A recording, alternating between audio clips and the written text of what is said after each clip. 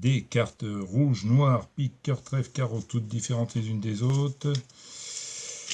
Ça commence par le choix d'une carte, n'importe quelle carte au hasard. Et là, comme il n'y a pas de spectateur cet après-midi encore avec moi, ou ni de spectatrice, eh bien je prends la carte et je vais la signer moi-même. Donc le 10 de trèfle, je signe Cordelius. Voilà. Ensuite, l'idée est la suivante. Une fois que l'encre est bien sèche, je place le 10 de trèfle sur le paquet, je mélange les cartes, je fais semblant de perdre le 10 de trèfle, ou pas semblant, ou réellement, mais en tout cas, ce qui est sûr, c'est qu'il ne faut pas que je fasse semblant de retrouver le 10 de trèfle. Parce que alors là, sinon, les spectateurs m'attendent au tournoi.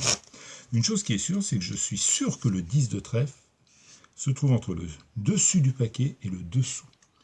Donc entre la dame de cœur et le 2 de trèfle. Voilà ce que je vais faire.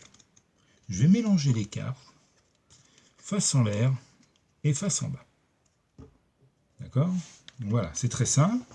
Face en l'air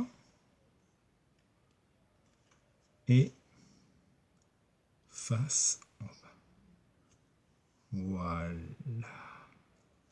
Donc vous pouvez voir que les cartes sont vraiment mélangées.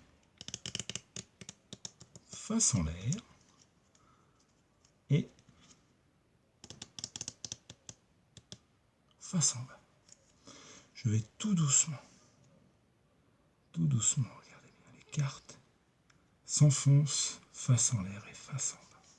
Alors, vous voyez, le 8 de cœur, c'est une carte qui a déjà été signée une autre fois, mais c'est surtout une carte magique, le 8 de cœur. Parce que figurez-vous que si je frotte le paquet sur le 8 de cœur se transforme en 10 de trèfle, la carte qui a été signée Cordelius.